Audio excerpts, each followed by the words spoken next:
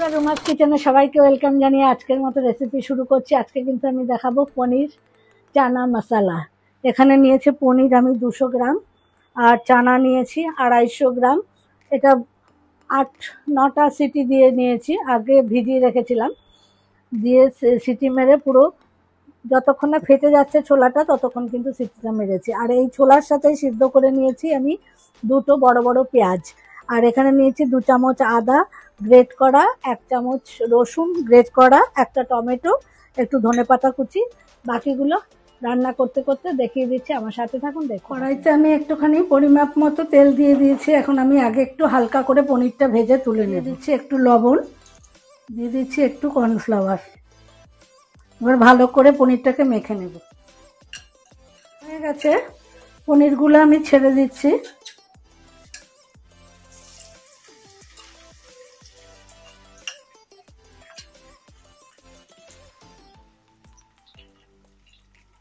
এটা ভাজা হয়ে গেছে, আমি তুলে নিচ্ছি তেলটা সেঁকে নিয়ে।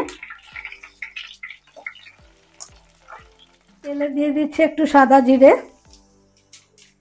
আর দিয়ে দিচ্ছি গোটা গরম মশলা, 1 টুকরো দারচিনি, 3টে এলাচ, লবঙ্গ, আর 4-5টা গোলমরিচ, গ্রেট করা রসুন, দিয়ে দিচ্ছি আদা গ্রেট করা, সিদ্ধ করা পেঁয়াজটাকে দিয়ে দিচ্ছি।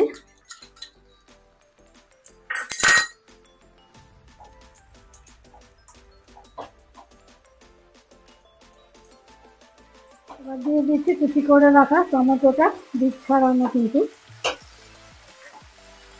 স্বাদ মতো একটু লবণ, লবণটা দিয়ে দিলে টমেটোটা তাড়াতাড়ি নরম হয়ে যাবে, তার জন্য আগে লবণটা দিয়ে নিলাম। টমেটোটা কিন্তু একদম অলমোস্ট গলে গেছে। এখন বাকি মশলাগুলো আমি এর মধ্যে অ্যাড করে দিচ্ছি। কাশ্মীরি লাল লঙ্কা, ধনে জিরের গুঁড়ো, আমার এখানে ধনে জিরে একসাথে মেশানো আছে, হলুদ গুঁড়ো। এবার মশলাটাকে ভালো করে মিশিয়ে নেব। মশলা থেকে কিন্তু তেল ছাড়তে শুরু করে দিয়েছে। এই পর্যায়ে আমি একটু গরম মশলা মিশিয়ে দিচ্ছি, আর একটু মিষ্টি অ্যাড করছি। দিয়ে দিচ্ছি একটু মিষ্টি, এখানে আমি গুড় ব্যবহার করছি। 2টো কাঁচা লঙ্কা ভেঙে,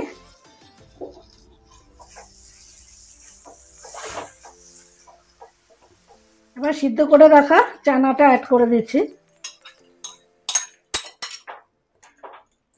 মশলাটাকে ভালো করে চানার মধ্যে মিশিয়ে দিচ্ছি। এবার একটু ঢেকে রাখবো একটু ফুট আসা পর্যন্ত। ভালোভাবে কিন্তু ফুটে উঠেছে। আমি 2টো আলু সেদ্ধ করে স্ম্যাশ করে রেখেছিলাম, এই আলুগুলোকে আমি এখন মিশিয়ে দিচ্ছি। একই সাথে মিশিয়ে দিচ্ছি পনিরগুলোকেও।